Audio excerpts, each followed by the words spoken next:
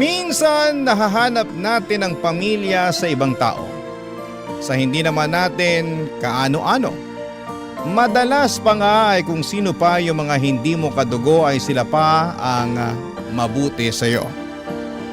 Ikaw, kabarangay, naranasan mo na bang ituring na pamilya ang mga taong hindi kasama sa inyong pamilya? Dear Papa Dudut, ako po si Aliana, kahilera na ang mga nasa 30. At dahil nape-pressure na ako sa mga tao sa paligid ko sa kakatanong kung kailan ba ako magkakajowa, humanap na ako para matahimik na sila. Bukod sa pressure, parang feeling ko ay ready na rin po naman akong magkaroon ng karelasyon. 2 taon na rin akong nabakante. Na-trauma kasi ako sa huling nakarelasyon ko. Kaya naman sinumpa ko na ang lahat ng mga lalaki. Hanggang sa bigla kong na-miss yung feeling na merong minamahal. At sa paghahanap ko ay natagpuan ko siya sa Facebook, Papa Dudut. Ako mismo ang nag-add sa kanya. Cute kasi niya sa profile picture niya. Darren nga pala ang pangalan niya. Mas matanda siya ng 5 years sa akin. Chinat ko na nga rin siya kaagad matapos ko siyang i-stalk. Malinis ang record niya, single at mukhang galing sa maayos na pamilya. Laban na yan, Papa Dudut.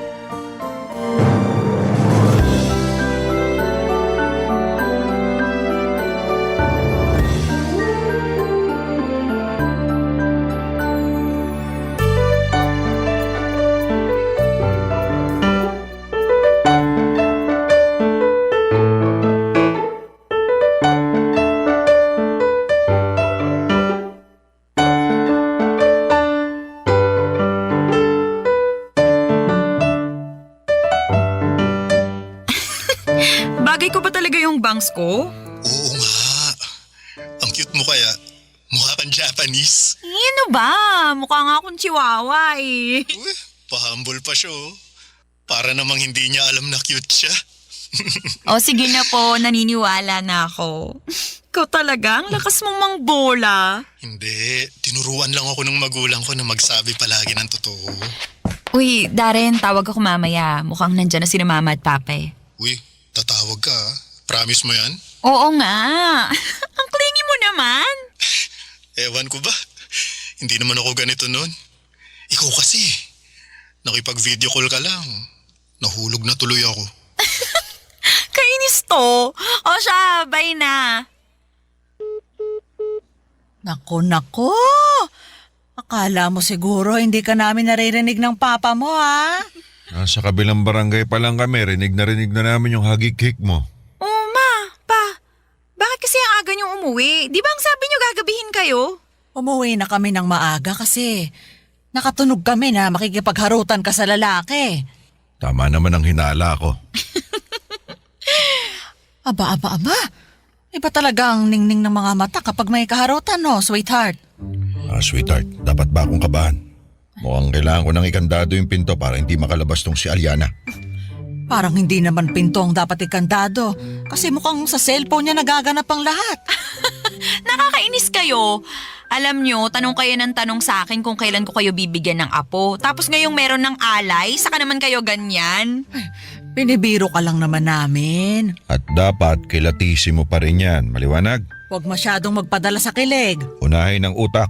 Bakit hindi po ba kayo kinilig sa isa't isa noon? Kinilabutan nga ako sa papa mo nung una ko siyang makita eh. Mukha mo. Masakit yung sinabi mo ha. Pero syempre, nawala rin yung kilabot nung mas nakilala na kita ng maayos. Nakakakilig ka rin naman pala. Kaya ikaw, Aliana, hindi ka namin pinagbabawalang makipag-boyfriend. Pero kilatisin mong mabuti, ha? Huwag kang bibigay sa mga matatamis na salita ng mga lalaking yan. Masarap kiligin, pero parusa kapag nagkamali. Tumango na lamang ako sa paalala ni na mama at papa sa akin, Papa Dudut. Siyempre andun yung takot na baka magkamali ako ng desisyon sa pag-ibig. Kakikilala ko pa lamang kay Darren ng araw na yon. Wala pa akong makitang mali sa kanya. Siyempre, papakitaan muna niya ako ng mga magaganda. Lahat naman tayo ay ginagawa yon, hindi ba? Kahit naman ako, hindi ko kaagad ilalabas ang barahan ng mga kapintasan ko. Napaisip tuloy ako, may pupuntahan kaya ang pagkakamabutihan namin ni Darren. Hanggang sa binaliwala ko ang doubt sa utak ko. Wala namang masamang mag-enjoy. Tatandaan ko na lang ang sinabi ng mga magulang ko na kumalma lamang at mag-ingat. Hindi naman ako nagmamadali pero sa pagdaan ng ikalawang araw na pag-uusap namin ni Darren, parang mas lumalim ang lahat. Lalo't personal na ang mga usapan at malapit na yon sa aming mga puso, Papa Dudut.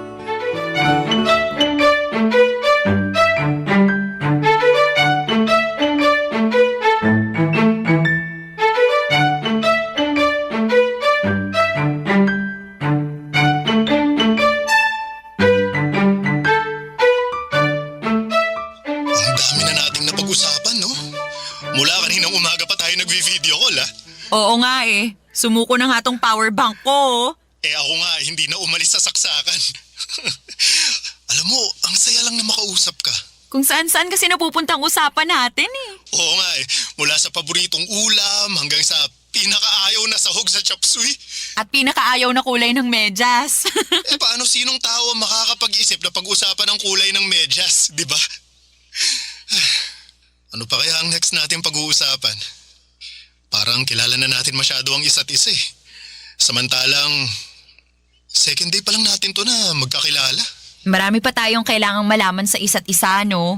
O sige, ano bang masasuggest mo na topic? May naisip ako pero baka umatras ka eh. Baka i-block mo na ako pagkatapos. Hindi yan. Ano ba?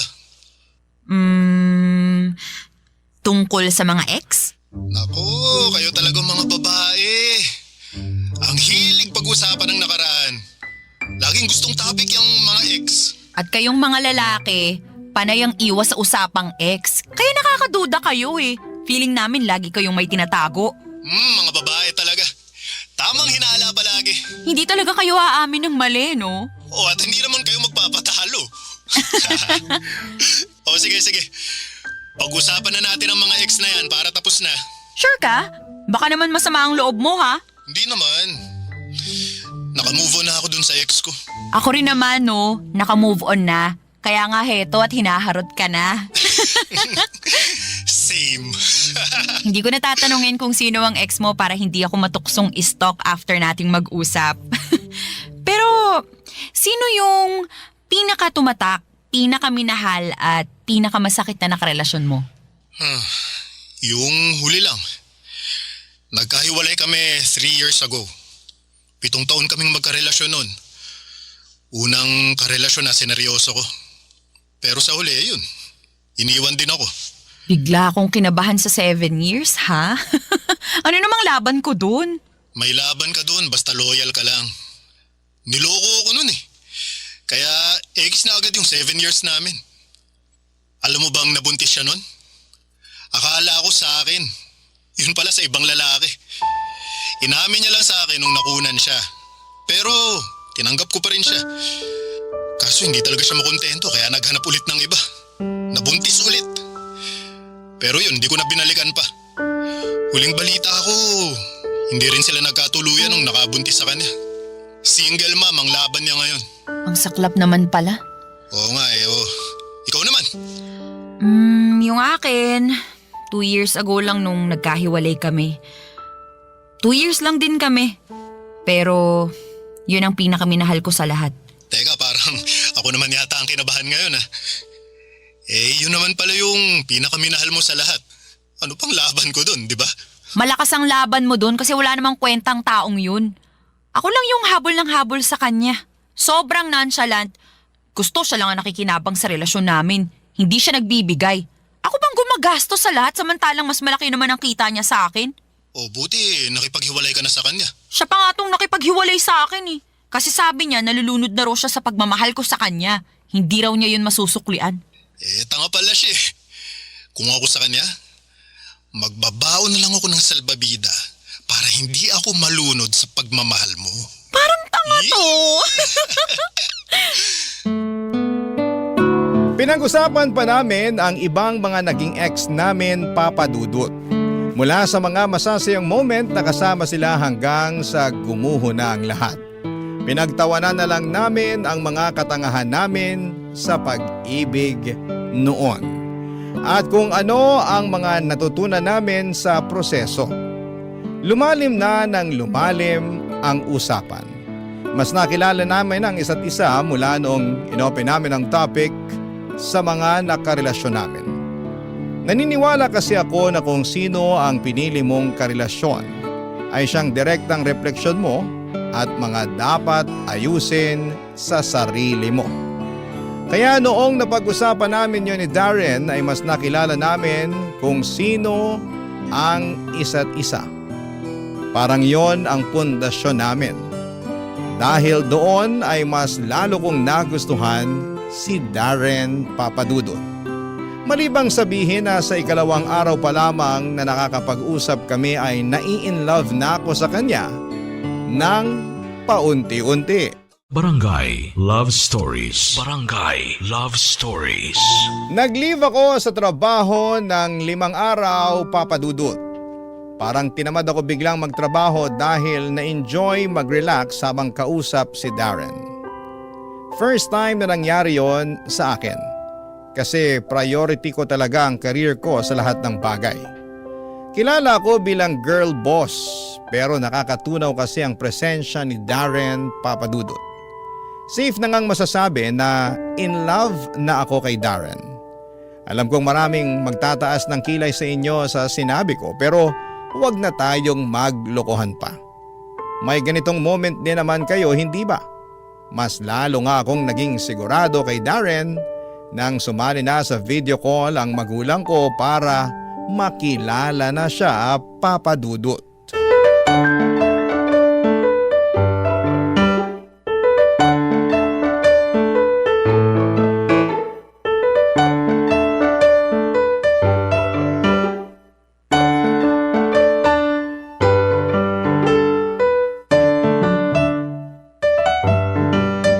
Maayos ba ang buhok ko, sweetheart? Malangis pero style yan. Ay, Oo, inis ka. Hindi ka nga oily pero palot ka naman. Pekon ka pa rin ha.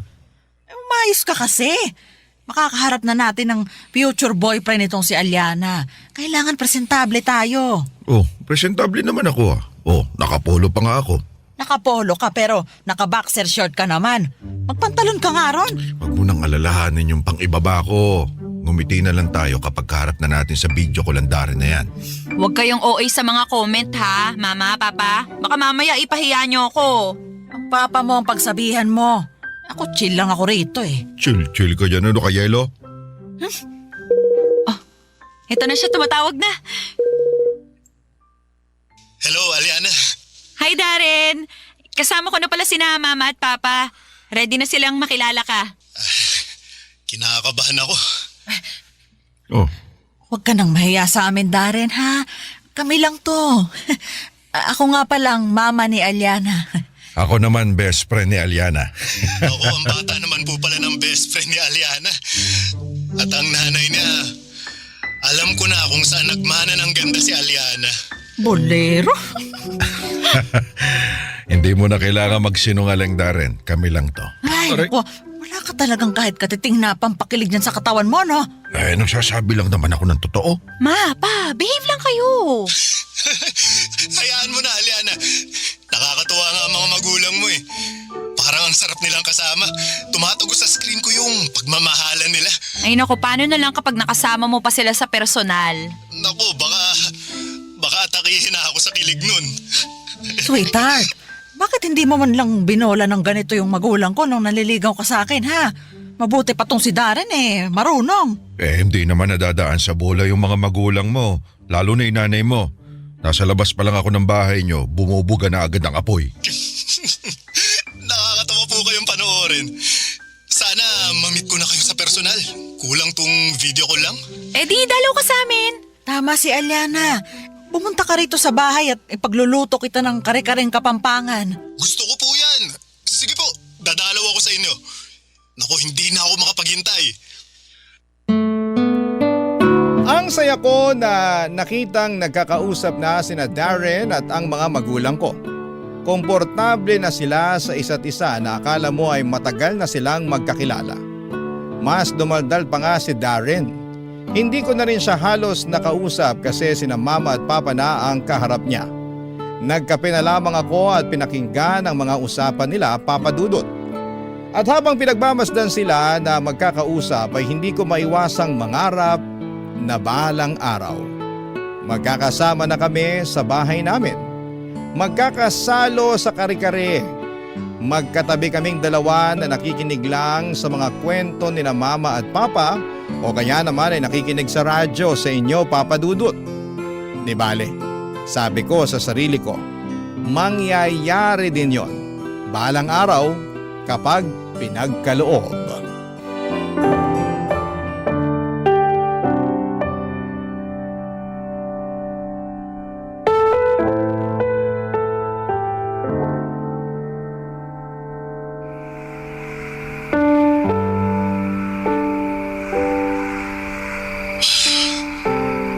Pasensya ka na kung hindi ko nasagot yung tawag mo kanina. Akala ko, ginuhost mo na ako eh. Ay, pwede ba naman yun? Malay ko ba? Ano ba kasing nangyari sa'yo? Bakit hindi mo sinasagot ang tawag ko? Online ka naman kanina. Mahabang kwento. Marami pa namang oras. Wala naman ako ibang gagawin. Pwede ko bang malaman? Hindi ko alam eh. Nakakainis. Baka madamay lang din yung mood mo. Eh kaysa naman mag-overthink ako rito, di ba? Mas gusto kong malaman na. Hinintay kita magdamag. Kailangan ko ng rason mo. Okay. Sige. Kausap ko kasi yung ex ko. Yung 7 years? Oo. Huwag mong sabihing nagkabalikan kayo. Ha? No way. Hindi na ako babalik dun. Eh bakit kayo nag-usap pa? Wala naman kayong negosyong dalawa. Walang anak, hindi naman kasal. Walang dahilan para mag-usap pa kayo ulit. Teka, mukhang nagseselos ka dyan ah. Eh kasi naman, Siyempre 7 years kayong nagsama. Pero nabura lahat yun dahil niloko niya ako. Kaya walang dahilan para magselos at mapraning ha. Kahit anong mangyari, hindi na ako tanga para bumalik dun. Kung wala na talaga, edi sige, ikwento mo sa akin. Huwag kang magsisinungaling. Ayokong maitatago kang detalye. Sabihin mo sa akin lahat para pagkatiwalaan kita sa mga susunod. Ito na nga, oo. Tumawag kanina. Ayoko sanang sagutin kasi ayoko na siyang makaharap eh. Ayoko na talaga ng connection pa sa kanya. Kaso nung di ko sinasagot, ginulo naman niya yung mga kaibigan ko at pamilya. Pinapasuyo na kausapin daw ako para sagutin ko yung tawag niya. At sinagot mo na nga ang tawag niya. Oo wala naman akong choice eh. Kung hindi ko sasagutin, hindi niya titigilan yung mga malalapit sa akin. So eto na nga. Gusto niyang makipagbalikan sa akin. Ano? Ang kapal naman ng mukha niya? At bakit pa siya? Kalma lang, Aliana. Eh kasi naman. Anong sagot mo? Syempre, diretsahan kong sinabi na ayoko. Gusto lang naman niya akong balikan kasi nahihirapan na siya sa pagiging single mom niya. Natanggal siya sa trabaho. Hindi naman nagsusustento yung nakabuntis sa kanya. Umaasa lang siya sa magulang niya ngayon. Inamin naman niya to sa akin. Kaya nga raw siya nagsisisi na sinira niya ang relasyon namin. Kaya gusto niyang bumalik para itama ang lahat. Ano ko, tanga? Mabuti na lang at tumanggi ka. Nakahinga ako ng maluwag doon Sabi ko naman sa'yo, hindi mo na kailangan mangamba. Saka sinabi ko na rin sa kanya na meron na akong ibang babae na nagugustuhan. Uy, kiligin ka naman dyan. Oo, ito na nga. Nagsisimula na nga eh. Kaya Aliana, huwag nang mapraning ha. Hindi na ako babalik sa kahit na sinong ex ko. Kahit meron pa kaming unfinished business. Hindi na ako lilingon kasi nasa harapan ko na ang gusto ko. Kuhang-kuha niya ako sa mga salita niya, Papa Dudut. Alam kong hindi dapat maniwala sa salita lamang. Pero ramdam ko kasing sincero siya, kaharap ko siya at nakikita ko yon sa kanyang mga mata. Tinatag na nga rin niya ako sa mga kung ano-anong post sa Facebook. Nagko-comment na rin siya sa mga post ko. Hindi siya katulad ng ibang lalaki na nagtatago sa social media ng babaeng nakakausap nila. Kaya alam kong seryoso siya sa akin. Yon ang ika-4 na araw na nagkausap kaming dalawa, Papa Dudut. At sa ika-4 na araw na yon ay para lang makampante na ako ay inaya na ako ng date ni Darren. Inaya na niya akong lumabas. Gusto na niyang magkaharap kami dahil hindi na raw siya makapaghintay pa. Pumayag ako kaagad, Papa Dudut. Walang kasing saya at sa wakas ay makikita ko na sa personal ang lalaking muling nagpatibok ng aking puso, Papa Dudut. Barangay Love Stories. Barangay Love Stories. Ika-5 araw ng pagkakilala namin ni Darren. Yun din ang araw na magkikita kaming dalawa, Papa Dudut. Noong umaga ay nakapag-usap kami para sa additional na plano. Kakain kami sa isang resto na sikat sa mga vlogger. Si Darren ang nagsuggest noon, Papa Dudut. Dadalhin daw niya ang motor niya para makapag-rides din kami sa Antipolo. Magkakape kami sa isa sa mga tagong view decks doon. Kilig na kilig ako sa mga plano niya. First time kasi na lalaki ang nagplano ng date. Yung mga ex ko kasi ako raw ang bahala na. Walang initiative. Ayoko ng ganon. Mabuti na lang at hindi gumaya si Darren sa style ng mga ex ko. Mas lalo tuloy akong nagkagusto sa kanya, Papa Dudut. Pagkatapos ng tawag namin ay sinimulan ko nang maghanap ng isusuot at nagpatulong ako sa mga magulang ko.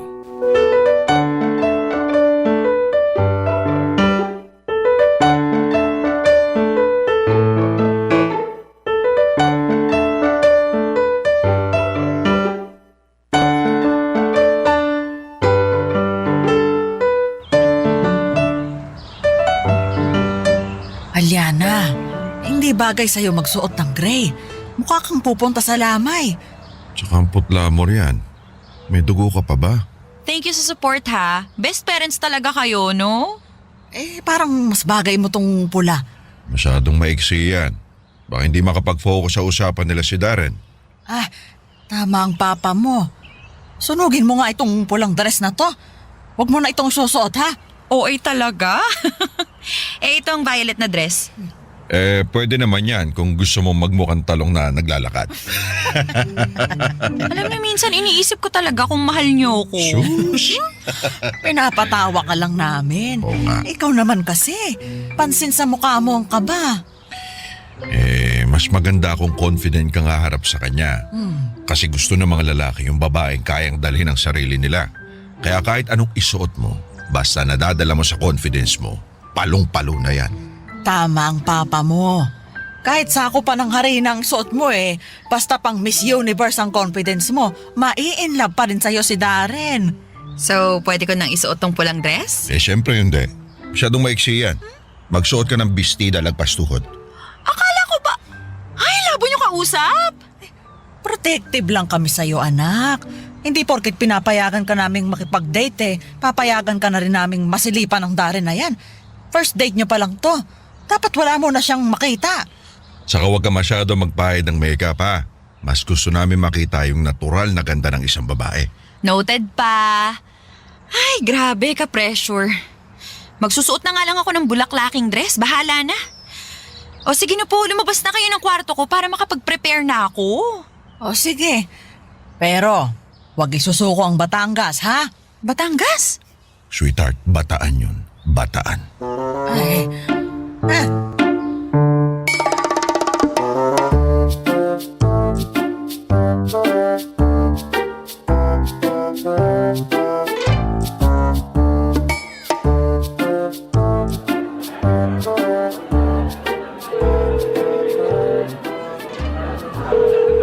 Dari, nasan ka na ba?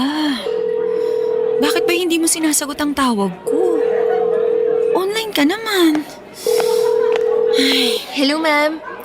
Ready na po ba kayong umorder? Pwede ko na po bang dalhin yung menu? Pwedeng mamaya na. Wala pa kasi yung kasama ko mukhang na traffic. Sure po, ma'am. Pero remind ko lang din po kayo Malapit na kaming mag-last call sa orders. Okay, sige lang. Parating na rin yung kasama ko. Saglit lang ha. Sure po, ma'am. Sige po.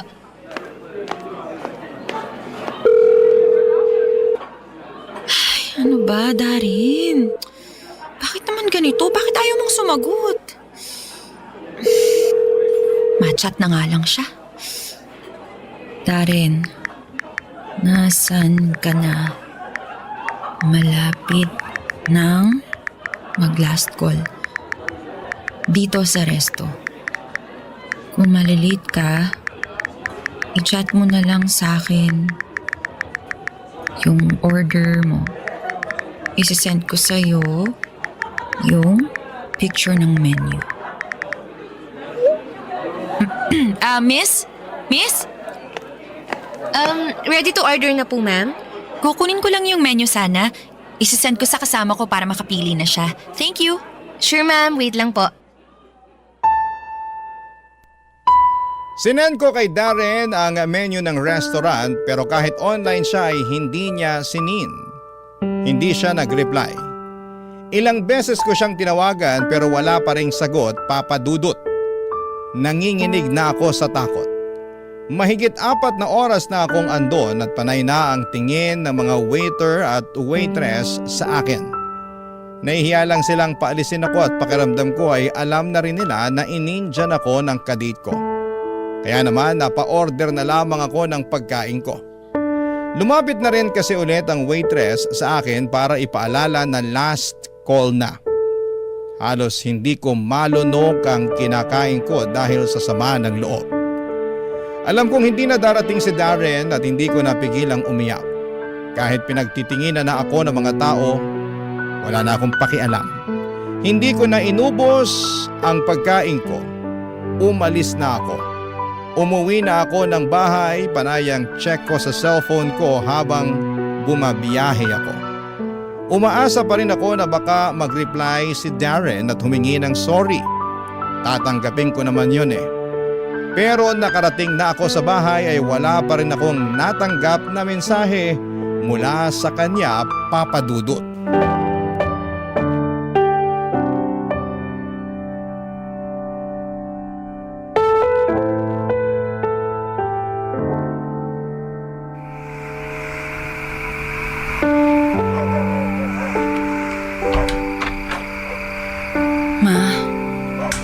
Oy, ay kala namin nakipagtahanan ka na Kumusta ang date mo? Anak, halika. Balita mo kami. Ma. Pa. Oh, bakit malungkot ka? May masama bang nangyari? Anong ginawa niya sa'yo, ha? Saan babae niya para maitumba ko na? Hindi niya ako sinipot sa date namin. Nakakahiya. Pinagtitinginan at pinagbubulungan ako ng mga waiter at waitress kanina. Sinubukan mo bang tawagan? Baka may nangyaring hindi maganda kaya hindi siya nakasipot. Tinatawagan ko siya pero hindi niya sinasagot. Online naman siya. Pero kahit reply sa chat ko, wala. Alam yang Darren na yan. Kaya napapasama pangalan namin mga lalaki. Ngayon ba? Baka nag-reply na. Wala pa rin po. Kanina pa nga ako dyan sa labas ng pintuan natin kakahintay sa reply niya pero wala. Anak, huwag mo nang kakausapin yan ha. Walang kwentang lalaki yon. Makakita ko lang yan, ihahampas ko yung TV sa kanya. Makikihampas na rin ako. Buisit siya ha? Pinaghandaan mo tong date ninyo. Abay, nagpa-facial at nagpa-nail extension ka pa. Tapos hindi siya sisipot? Ala, lugi sa investment. Ang sakit po ng ginawa niya. Ganun talaga sa pag-ibig, anak. Walang ibang choice kundi sumugal. Pag talo, di iiyak. Pero hindi susuko. Palang araw, makikilala mo rin yung taong hindi ka ipapatalo. Ayoko na po magmahal ulit. Ayoko na. Anak, ngayon mo lang sinasabi yan kasi bago pa lang. Pero matatawa ka na lang sa sarili mo balang araw kapag nakaharap mo na yung dawan para sa'yo. Tama ang papa mo. Mahihiya ka na lang na iniyakan mo yung lalaki na hindi ka naman sinipot. Matatawa ka na lang kung bakit mo iniyakan niyang walang kwentang Darren na yan. 5 araw lang naman kayong magkakilala. Sige po. Pasok lang po muna ako sa kwarto. Gusto ko na pong matulog, napagod ako. Anak, mahihirapan ka makatulog niyan. Gusto mo samahan mo na lang kami ng mama mong manood ng balita. Mas nakakayak pa tong mga balita sa bansa natin kaysa dyan sa panggugo sa'yo ni Darren eh. Ikaw naman, sweetheart. Oh, Huwag mo nang asarin to si Aliana. Broken na nga eh. ayoko lang kasing nakikita ang prinsesa ko na umiiyak sa maling lalaki. Di bali na. Basta pangako ko sa'yo, kapag nakita akong Darren na yan, magiging laman siya ng balita sa TV natin. Kahit papaano ay gumaan ang pakiramdam ko sa mga sinabi ng magulang ko. Sinamahan ko sila saglit para mailayo man lang ang isipan ko sa lungkot. Pero hindi yon umepekto. Pumasok na ako sa kwarto at sa huling pagkakataon ay sinilip ko ang inbox ko para i-check kung nag-message na nga ba si Darren. Pero wala. Nakita ko rin na in-unfriend na niya ako. Doon ko na-realize na tapos na ang 5 araw na naging masaya ako sa piling niya. Sa ngayon, halos 3 buwan na mula nang naputol ang koneksyon namin ni Darren. Pero hindi ko maintindihan ang sarili ko kung bakit inaabangan ko pa rin na mag-chat siya sa akin. Inaabangan ko pa rin ang paliwanag niya kung bakit bigla na lamang siyang nawala. Ano bang kasalanan ko? Bakit hindi na siya ulit nagparamdam? Mga katanungan na malabo nang mabigyan ng kasagutan. Pero hihingi lang sana ako ng payo sa inyo, mga kabarangay. Minsan din ba naging ganito kayo? Umasa at naging dinulo sa saglit na saya na bigay ng ibang tao. Maraming salamat po, ang inyong kapuso at kabarangay forever, Aliana. Nalilito pa rin sa live ang ating kabarangay. Ano kaya ang maipapayo mo sa kanya? Ibahagi mo yan sa ating comment section para mabasa rin niya. Ang mga kwento ng pag-ibig, kwento ng buhay, at kwento ng pag-asa dito sa Barangay Love Stories.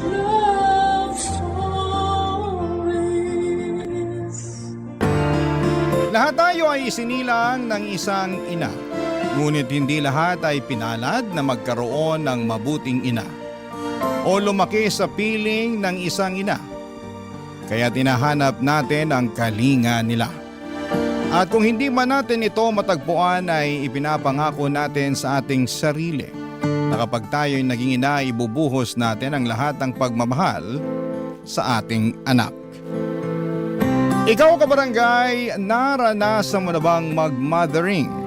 Kahit sa isang anak, anakan lang.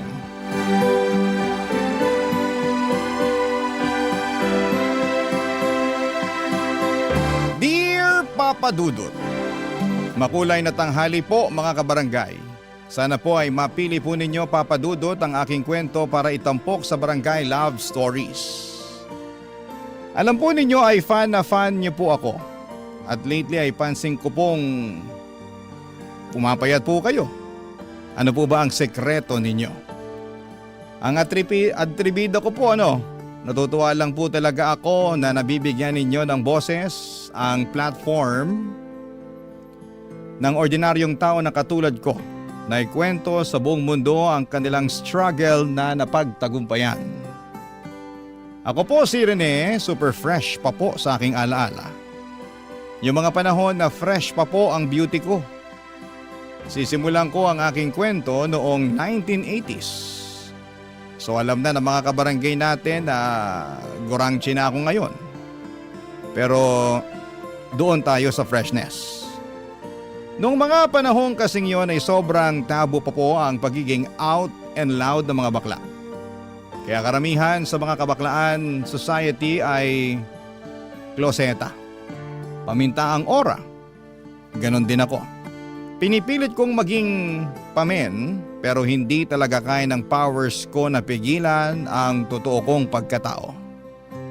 Para akong bulkang gustong sumabog at ipagsigawan sa lahat na maganda ako. At gawa ako ng Diyos. Mahal niya ako kasi binigyan niya ako ng talino at face card. Bakit ko nasabi? Kasi consistent ang honor ko noong estudyante pa lamang ako, Papa Dudut. At tuwing fiesta ay kinukuha akong escort ng reyna-reynahan na paeksena kasi cute daw ako. Hindi nila alam na ang bet ko ay ang maging isang reyna. Proud ang parents ko sa utak ko pero ang motherland ko alam na alam niya na hindi lalaki ang uniko iho niya. Isa po akong magandang prinsesa na gustong magkajowa ng isang gwapong Prince Charming. Kaya galit si nanay sa akin, wala daw siyang anak na bakla. Nakakahiya, hindi ako makaakyat sa langit. Pero paano ba akyatin ang langit, Papa Dudut? Pinipigilan ko kung sino talaga ako.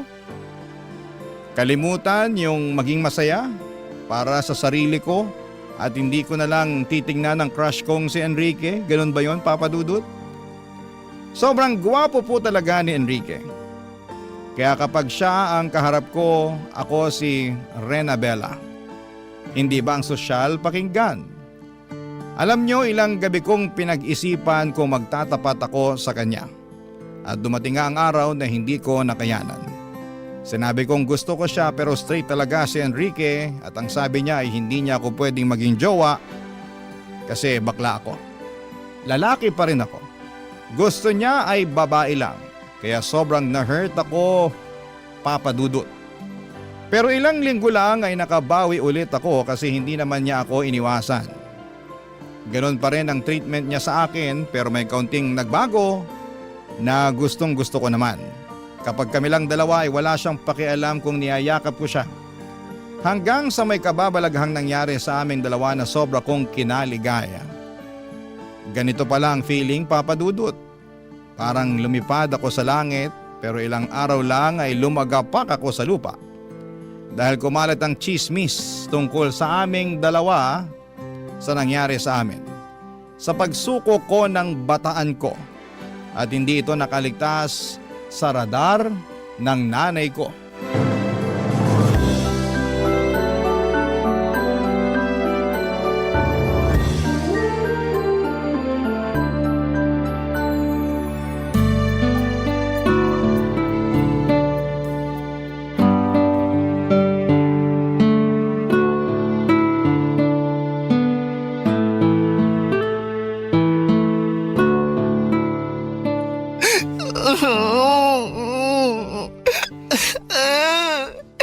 Nay, tama na po.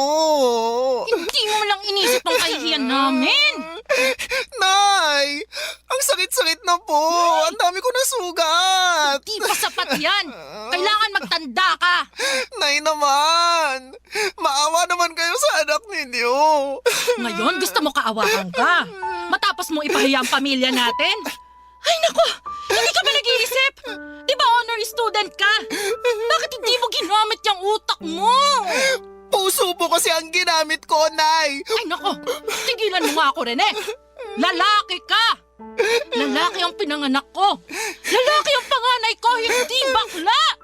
Hindi niyo po ba talaga ako matanggap, Nay? Anong magagawa ko?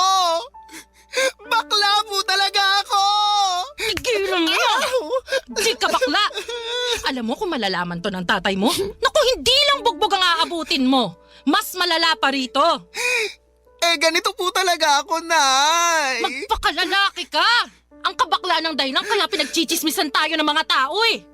Walang maidudulot na mabuti sa'yo yan. Ay, siguro kailangan kitang dalhin kay Mang Egoy. Ha? Yung matandang ginagamit ang lahoy niya sa panggagamot? Kadiri, Nay! Wala ako sakit! Ay naku, sinasabihan ka nga ng masamang espiritu. Over naman, Nay! Ay, tigilan mo ko rin eh. Kung ayaw mong malagyan ng laway ni Mang Egoy, eh di tumino ka. dumino?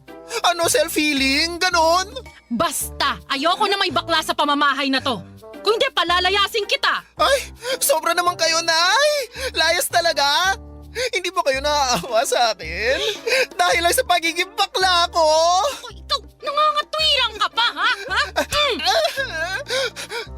Nay, nakakarami ka na, ha? Rene, kapag may marinig pa ako at makikita kitang ginagawa mong gown-gown yung mga kumot natin, naku, malilintikan ka talaga sa akin.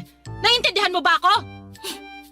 Tinatanong kita, Rene! Naiintindihan mo ba ako? Maybe. Iniinis mo ba ako, Rene? Opo. Gets ko na po. Tama na, Nay. Kota ka na sa hampas. Tama na po. Sige na po. Titino na ako. Hindi na ako magiging bakla. Char. Papa Dudut, feeling ko talaga ay katapusan na ng buhay ko para talagang pinapaalis ni nanay ang kaluluwa ng baklang sumapi sa akin. Ang sakit pero mas masakit yung katotohanan na ayaw niya sa akin dahil lamang sa bakla ko. Pwede niya sana talaga akong pagalitan na bakit ko ginawa yon kay Enrique na bata pa ako. Wala pa sa wastong edad. Doon maintindihan ko siya pero ang punto niya ay bakit ako bakla at nakakahiya ako dahil sa kabaklaan.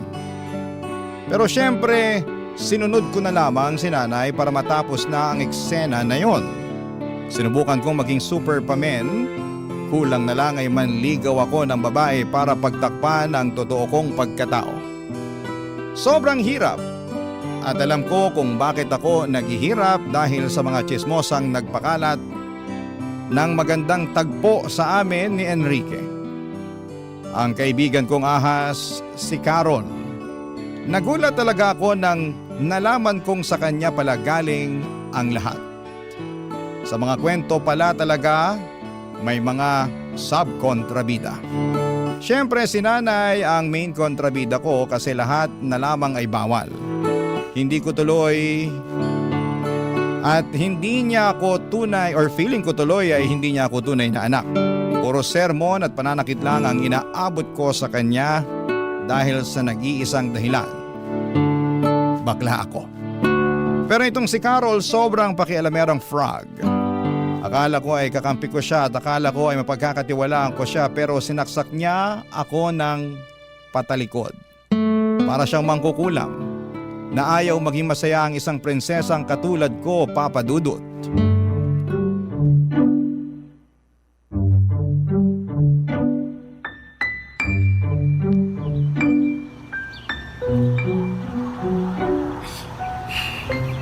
Carol, pwede ba tayong mag-usap? O Rene, anong pag-uusapan natin? Ba't ganyan ang ayos mo? Tsaka, bakit ganyan kang makatingin? Diretsahan na to, ha. Galit ako sa'yo. Ano? Bakit? Ay, maang-maangan? Amnesia? Walang maalala? Bakit ako naririto? Tigilan mo ako, ha? Ano ba kasing ginawa ko sa'yo, ha?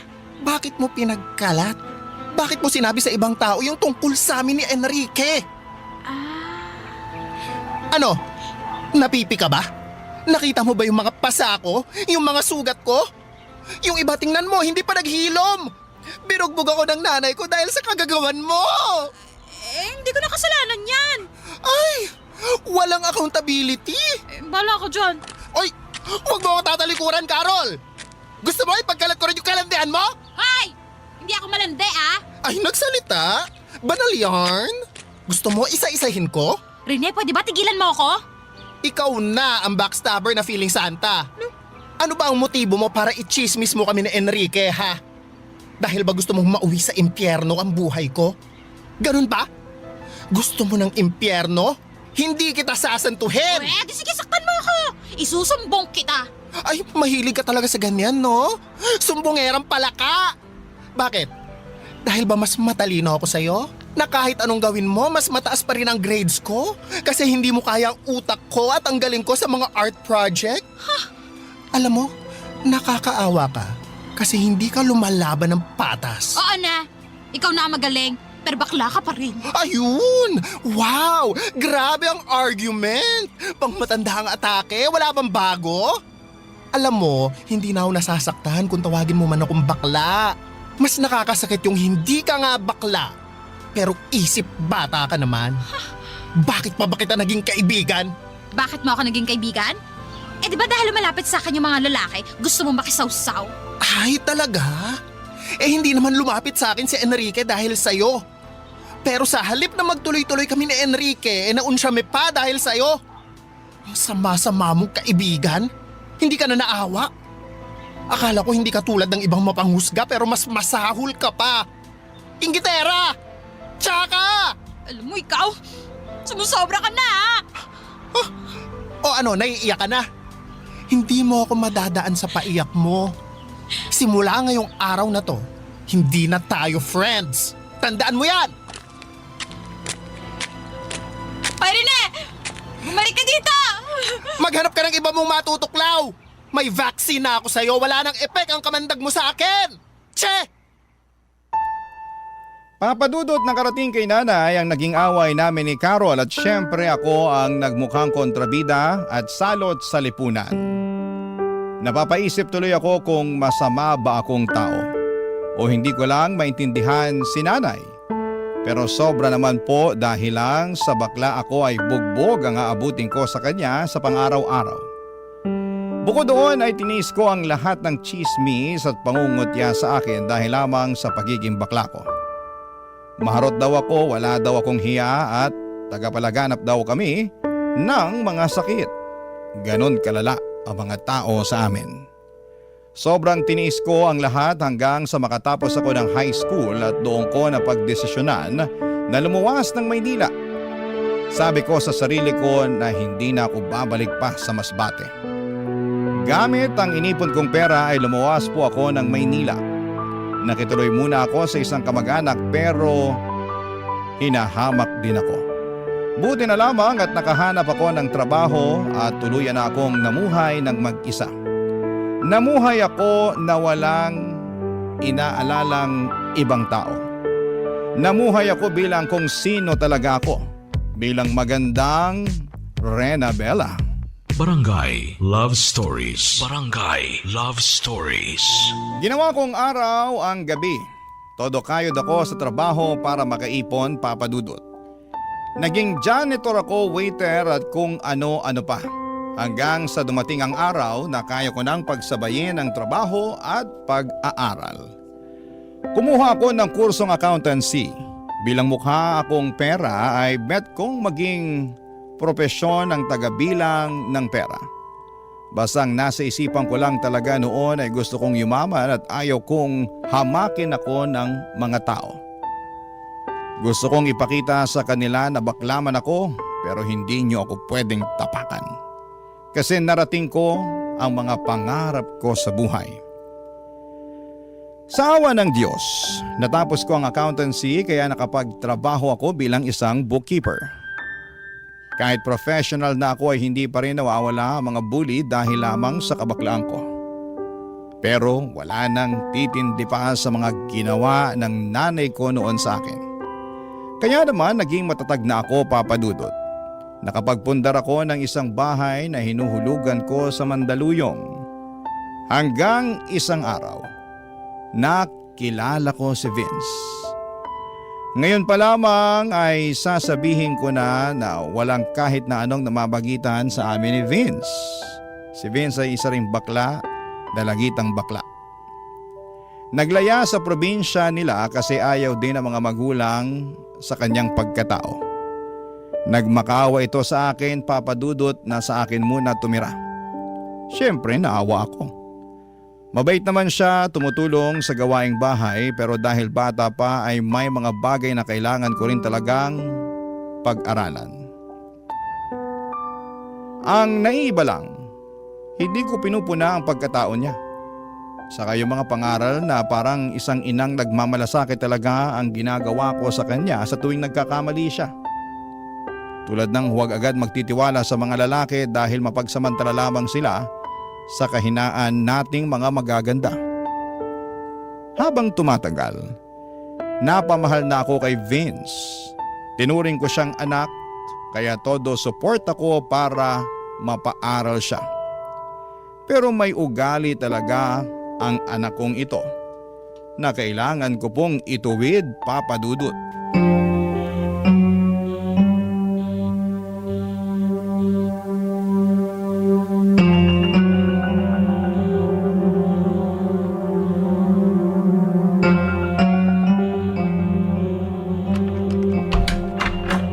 Anong ginagawa mo? Nangungupit ka? Mother, Vince, bakit mo to ginagawa? Sagutin mo ko. Hindi pa ba sapat ang ginagawa ko sa'yo para ganituhin mo ako? Pinagnanakawan mo ako ng pera? sorry mother. Ilang beses mo na tong ginawa, ha? Kaya pala nawawalan ako ng pera dahil ninanakawan mo ako? Eh tayong dalawa lang dito sa bahay. Pinapaniwala ko lang ang sarili ko na baka mali lang ako. Pero ngayon, nakita kita sa akto. Mother, sorry. Palalayasin mo na ba ako? Hoy Vince, huwag mo akong idaan sa paawa. Hindi ko sinabing palalayasin kita. Pero bakit ka nangungupit? Hihiya po kasi ako sa inyo eh. Gusto ko po sanang manood ng concert. Vince naman. Sorry po talaga, Mother. Sana sinabi mo na lang sa akin. Nahihiya po kasi ako eh. Hindi naman po basic needs yun eh. Pinaaral mo na nga po ako eh. Pinapakain. Tinuturi na parang anak mo. Kaya parang kalabisan po kung hihingi pa po ako sa inyo. Eh ang pagnanakaw. Hindi ba mas kalabisan yon? Mother, sorry po talaga. Mabuti na lang at nalaman ko ng maaga. Paano kung masanay ka na? Magiging normal na lang sa'yo ang magnakaw. Gawin mo ang madaling paraan para makuha ang gusto mo. Kung tinuturing mo akong totoong mother, hindi ka gagawa ng kalabisan na katulad nito. Mali po ako. Mali po talaga yung ginawa ko. Huwag na huwag mong ugaliing maging sinungaling at magnanakaw, Vince, ha? Oo, bakla tayo. Pero hindi tayo sinungaling at magnanakaw. Hindi ako nahihiya sa pagiging bakla ko. Ang dapat mahiya yung nagnakaw at nuknukan ng sinungaling. Mother, pasensya na po. Sorry po talaga. Aalis na lang po ako. O aber kung aalis ka, saan ka naman pupunta? Maghahanap po siguro ng trabaho. Hindi ko po alam. Hindi, huwag kang umalis. Po? Ipangako mo sa akin at sa sarili mo na hindi mo na uulitin pa to. Masama ang manloko ng kapwa. Masama ang maging buhaya. Ayaw kong magpalaki ng buhaya. Ang gusto ko, matinong tao. Naiintindihan mo ba? Mother, ang bait-bait niyo pa rin po sa akin kahit ganun na po yung ginawa ko sa inyo. Paprangkahin na kita, ha? Red flag talaga ang ginawa mo pero napamahal ka na sa akin eh. At gusto kong intindihin ka at gabayan para maging mabuting tao ka. Ha? Yes, Mother. Magiging mabuting tao po ako. Huwag lang sa salita, ha? Gawin mo, Vince. Gawin mo! Yes, Mother Renabella. Ay! Go, Vina! Hindi pwedeng buwakelya ang baklush na pretty!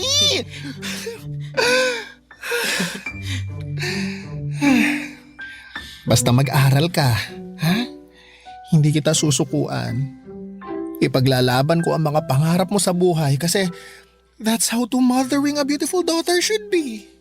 Wow, English! Nag-aral kaya ako. Ang galing niyo nga po, Mother eh. Idol ko po kayo. Asus. O ito, bibigyan na kita ng perang pambili mo ng ticket para rumampa ka ng bongga. Bibigyan pa kita ng extra para may pambili ka ng outfit mo. Talaga, Mother? Kailan ba ako nangako na hindi ko tinupad? Oh, never pa po. O never naman pala eh. Kaya bongga ka sa concert. Yay! Thank you po, Mother. I love you. Oy, English! I love you too, anak. Papa Dudut, iginapang ko ang pag-aaral ni Vince dahil nakikita kong eto ang yaman na pwede kong ibigay sa kanya. Mahirap ang mag-aral. Naranasan kong igapang ang sarili ko at ayaw kong maranasan ni Vince ang paghihirap na yon. Sa totoo lang ay marami na akong baklang natulungan. Pero iba ang sitwasyon ni Vince kasi kinupkup ko siya at parang ako na ang naging nanay niya. Bilang isang ina ay tinupad ko ang aking obligasyon sa anak, ang suportahan ang kanyang pag-aaral at pangarap sa buhay. At sobrang saya ko po nang makapagtapos siya ng high school, Papa Dudut. Proud na proud ako sa kanya at sa sarili ko na kaya ko palang maging isang ina at tatay sa isang hindi ko kadugo. Pero trinato ko talagang anak. Siyempre may mga lalaki din naman ako kaya may mga masasayang araw din ang puso at katawang lupa ko. Pero iba rin talaga nang dumating si Vince, Papa Dudut. Nabihag niya ang puso ko nang biglang magpakita itong si Andrew sa akin. Sa bahay ko na tumira itong si Andrew, may mother at father na itong si Vince na anak-anakan ko. At tuwing umuwi si Vince galing sa school, sa college ay parang perfect family talaga kaming tatlo. Ang saya-saya ko po, Papa Dudut, pero may ginawa si Andrew na red flag sa akin.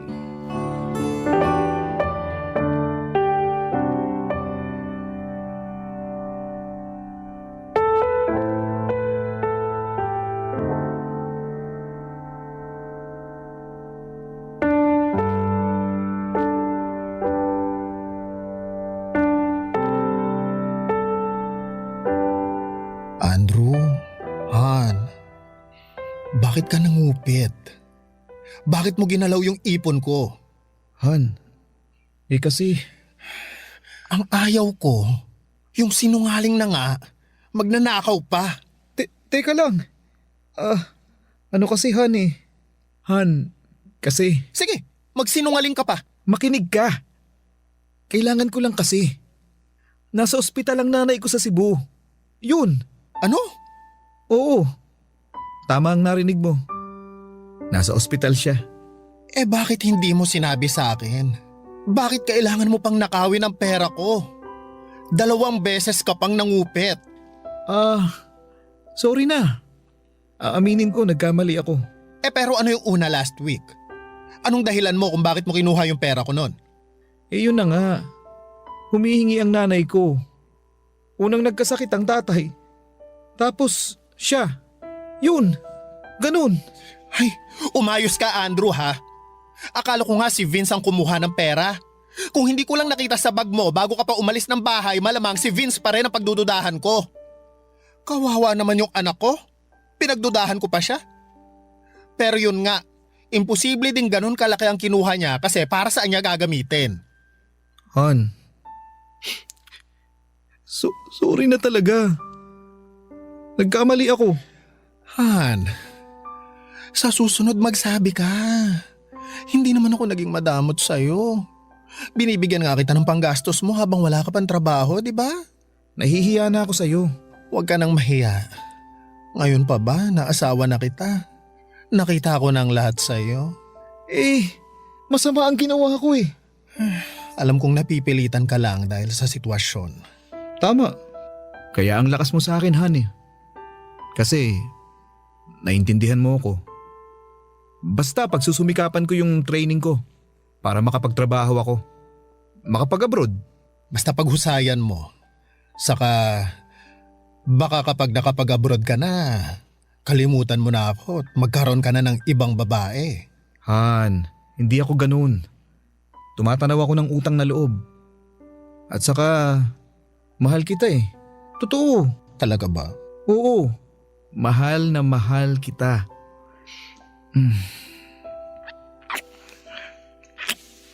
Ay, Han, hindi ko kayang mawala ka sa piling ko.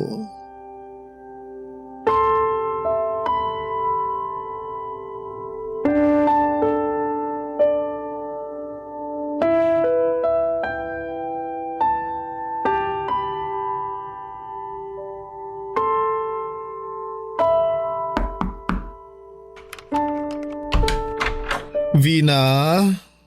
Mother? Sorry anak. Mother, bakit po?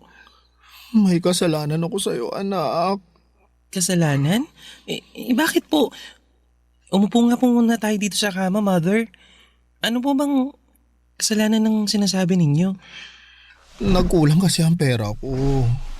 Kaya naisip ko na baka kumuha ka. Ano po? Kaya nga magsosorry ako kasi ikaw ang naisip ko. Mother naman. Mali nga ako. Nakonsensya ako at ikaw ang naisip ko. Pero ang totoo, si Papa Andrew mo ang kumuha. Ano po? Nagnakaw siya sa inyo? Ang lupit naman, inakawan pa kayo? Pero okay na. Nagkaayos na kami. Talaga ba, Mother? Yesterday, ngiti pa lang niya, wala na. Ang rupok ko. Iba talaga, in fairness. Well, yamin naman si Papa Andrew. Truly, ang muscles, ang face, ang performance, pang opera. Mapapanganga ka talaga ng bongga.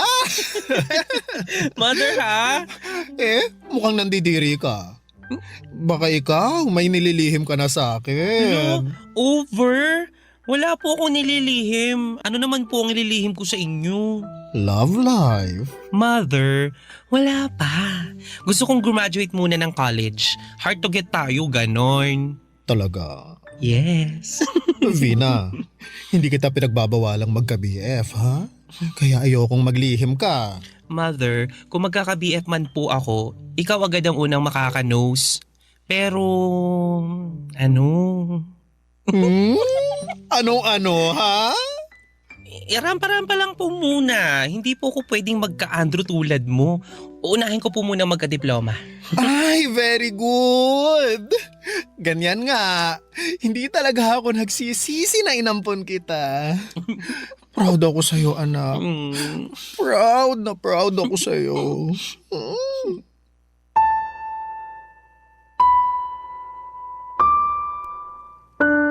Papa Dudut, sobrang panatag ng loob ko sa aking mag-ama. Sobrang saya namin sa bahay at feeling ko talaga ay perfect na ang lahat. Naayos ko na yung pinakaayaw ko sa tao, yung magnanakaw at sinungaling. Pero pansin ko ay hindi na pera ang nawawala sa bahay, pati mga gamit. Hindi ko malaman kung sino ang gumagawa kasi maraming beses din na pumunta ang mga kaibigan ko, kaibigan ni Vince at kaibigan ni Andrew sa bahay. Baka nasalisi lamang kami. Saka kapag nawawalan ako ng pera ay hindi ako nakakahanap ng bakas. Kung sino nga ba ang kumukupit. Kaya naman nagpalagay na ako ng CCTV sa kwarto nang hindi nila alam para malaman ko kung sino ang nagnanakaw. Pero sobra po akong nasaktan sa aking mga nakita. Nagpatira pala ako ng buwaya sa bahay. Ang lala na pala kasi araw-araw akong niloloko. Araw-araw akong pinapaniwala na pamilya ang turing sa akin at hindi ako pinagsasamantalahan. Pero nagkamali ako, Papa Dudut. May mga bagay siguro na hindi mo talaga hawak. At darating na lamang ito at magdadala ng sakit sa puso mo. Akala ko talaga na magiging maayos na kaming tatlo. Na parang ang bahay-bahayan naming laro ay totohanan na. Pero hanggang laro lang pala talaga ang lahat. At tulad ng mga laro ay may talo. Mukhang talo ako dito, Papa Dudut. Barangay Love Stories. Barangay Love Stories. Papa Dudut, kailangan kong magpakatatag at lumaban pa rin. Marami na akong pinagdaanan para hindi ko kayanin ang dagok na ito sa buhay ko. Isang kagimbal-gimbal ang nalaman ko.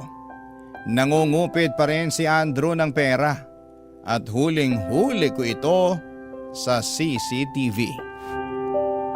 Ang niyayakap ko pala tuwing gabi ay isang kawatan at sinungaling. Kung titignan ay mabait naman si Andrew sa akin. Nabibigay niya ang pangangailangan ng katawang lupa ko. Nilalambing niya ako, niyayakap at naiisip ko na ganito talaga siguro kapag bakla. May mga lalaking talagang mapagsamantala at ginagamit ang kahinaan namin. Ilang araw din akong hindi nakatulog. Hindi ko siya makumpronta kasi ayaw kong mawala siya sa akin. Nasanay na ako na siya lang ang lalaki sa buhay ko. Kaya hinahayaan ko na lamang.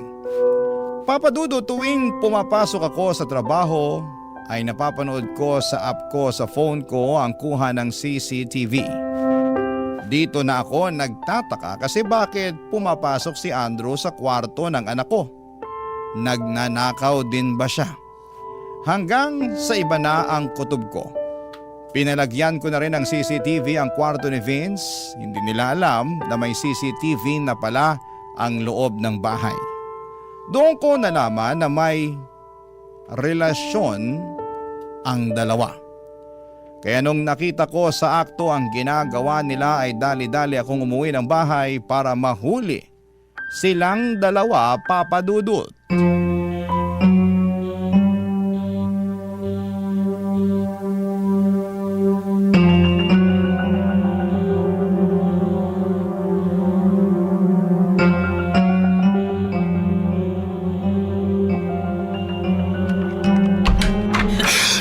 Mother? Makahayop kayo! Tama na! Andrew! Tama na! Bakit si Vince pa? Bakit? Rene! Han! Huwag mo ako matawag-tawag na Han! At ikaw, Vince! Ang landi mo! Bakit si Andrew pa? Huwag mo akong madaan-daan sa paiyak-iyak mo! Pinakain kita!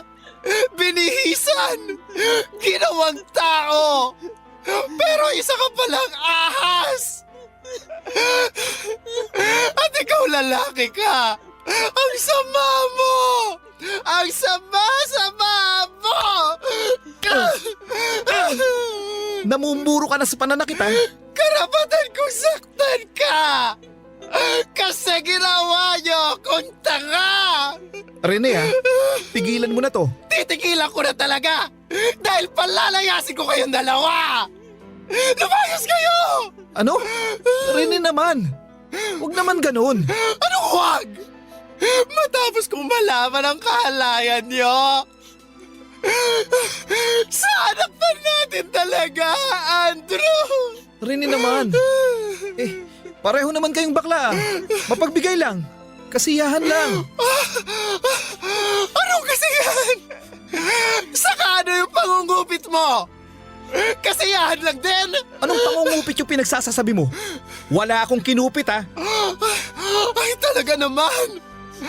Ang magnanakaw! Kapatid talaga ng sinungaling! Wag mo akong pagbibintangan. Ikaw pa ngayon ang nagbabanta! May ebidensya ako! Ano? May CCTV ang buong bahay na to! Lahat ng galaw sa loob ng bahay nakikita ko! Ang pagnanakaw mo! Ang kahayupan yung dalawa! Kaya lumayas na kayo! Layas! Mother! Huwag mo akong matawag-tawag na mother! Wala akong anak na malandi at inaasa sa sarili niyang... Bakit mo nagawa sa akin yun, ha? Kung makaiyak ka naman, nakinabang ka rin naman sa akin ah. Nakinabang? O nabulag ako? Na akala ko matino kang tao? Nabudol mo ako! Pero ngayon, tama na ang katangahan ko sa isang tulad mong walang kwenta! Magnanakaw! Lumayas ka na! Kung hindi, ipapakulong kita! Papa Dudut, sobrang gumuho po ang mundo ko ng araw na yon. Nagalaga pala ako ng ahas at buwaya sa aking bahay. Sa araw ding yon ay pinatatag ko ang sarili ko. Hinanda ko ang puso ko. Kahit na anong iyak at paghingi ng tawad ni Vince ay hindi ko talaga binuksan ang puso ko. Hindi po pwedeng lumambot kasi ibang klaseng pagtataksil na ang ginawa niya. Nararapat lang na umalis na siya. Wakasan ang naging ugnayan naming dalawa. Inahas na niya ako ang mother niya. Wala na ang kahit na anong etsyos ang magpapabago sa desisyon ko. Nakita ko sa mga mata ni Vince na sobrang ayaw niya akong iwanan. Pero guilty siya sa ginawa niya. Si Andrew naman, mas nakita ko ang totoong kulay. Katulad lamang siya ng mga lalaking mapagsamantala sa mga bakla. Hindi ko naman nilalahat ang mga lalaki dahil may mga lalaki namang talagang genuinely na minamahalang karelasyon na bakla. Siguro hindi lang po ako pinalad. Naging tahimik ang bahay, wala nang Andrew at wala na ring Vince na nagchuchuk-tsakan kapag nakatalikod ako. Sa totoo lang, na-miss ko po si Vince. Umiiyak ako kasi nasasayangan ako sa kanya. Pero ginusto niya ang ginawa niya, ginusto niyang lokohin ang nag-iisang baklang nagpaka-mother sa kanya.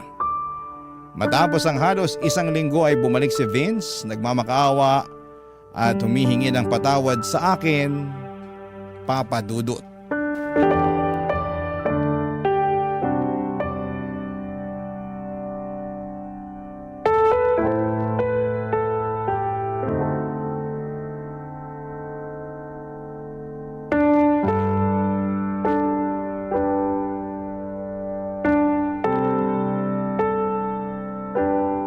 Maupo ka sa sala. Mother, sobrang nagsisisi na talaga ako sa nagawa ko sa'yo. Mother, ayaw kong mawala ka. Ayaw kong mahiwalay sa'yo. Vince, hindi ako nagkulang ng pangaral sa'yo. Hindi kita sinasaktan. Tinrato kitang tao. Hindi ako nagdalawang isip na kupkupin ka. Gawing anak-anakan ko. Pinangarap ko na sana makuha mo yung gusto mo sa buhay. Sinuportahan kita, di gaya ng nanay ko sa akin. Pero ang sakit. Ang sakit-sakit ng ginawa mo sa akin. Alam ko naman po sobrang sama ng nagawa ko po sa inyo, Mother. Nagsisisi na po talaga ako. Naaalala mo dati, yung pangungupit mo ng pera. Pinangaralan kita. Sabi ko sa'yo ang magnanakaw, isang malaking sinungaling. Akala ko napatino kita. Nakaka-frustrate na hindi pa rin pala. Hindi lang pera ang ninakaw mo, kundi ang relasyon ko sa isang lalaking wala namang kwenta. Pero salamat na rin sa'yo at natauhan ako sa Andrew na yon. Hindi na ako nabulag sa papandesal niya. Mother, patawad po. Hindi ko na po gagawin sa'yo yung ganun. Magpapakatino na po ako. Gusto ko po kasing makasama kayo sa pagtupad ng mga pangarap ko Vince, I'm sorry. Buo na ang desisyon ko. Naaalala mo? Kusa akong lumaya sa pamilya ko at gumawa ng sarili kong buhay dahil napuno na ako sa pananakit ni nanay. Nakaya kong mabuhay. Nakaya kong maging tao. Hindi malayong kaya mo ring maging tao. Mother naman. Please. Give me another chance. Ay, maraming chance na ang binigay ko sa'yo, Vince. Marami na. Hindi sa lahat ng oras na kapag nagkakamali ang isang tao, bibigyan na naman ng chance. Puro tayo chance pero walang accountability. Kaya tayo hindi umuusad sa buhay. Ang gusto ko, mamuhay na walang mga taong gahaman, mapanlinlang at sinungaling. Mother, luluhod po ako. Magmamakaawa. Sana mapatawan niyo po ako. Wa-epek sa akin yan. Huwag mo nang gawin. Alam mo, ang dapat mong gawin ay humahanap ng trabaho para mapagpatuloy mo yung pag-aaral mo. Sayang naman yung nasimulan mo. Saka, sige na. Ito, kunin mo tong pera para may pangsimula ka. Ito na ang huling tulong ko sa'yo. At wag na wag ka nang magpapakita pa sa akin. Papa Dudut, sobrang sakit pala na palayain ang isang tao na sobrang minahal mo. Ang sakit sa dibdib. Parang sinasaksak ang puso ko nang makita ko si Vince na bitbit ang ibang gamit paalis ng bahay. Nang sinarado ko ang pintuan, yun ang oras na kailangan kong kalimutan ang anak-anakan ko. Mahirap pero kailangan kong gawin. Sa ngayon, Papa Dudut, ay mag-isa na lamang po ako. Wala nang Andrew, wala nang Vince sa buhay ko. Pero natutunan ko na rin na hindi pala sukatan ng pagmamahal ang pagtitiis sa sakit at kasinungalingan. May mga kaibigan naman akong nananatili at doon ko nahanap ang lakas na muli akong bumangon. Para sa akin, Papa Dudut, walang masama sa pagiging bakla. Hinding-hindi ko ikakahiya kung sino po ako. Pero mali ang magnakaw, mali ang manloko at mali ang magsinungaling sa taong nagmahal at nagtiwala sa iyo ng totoo.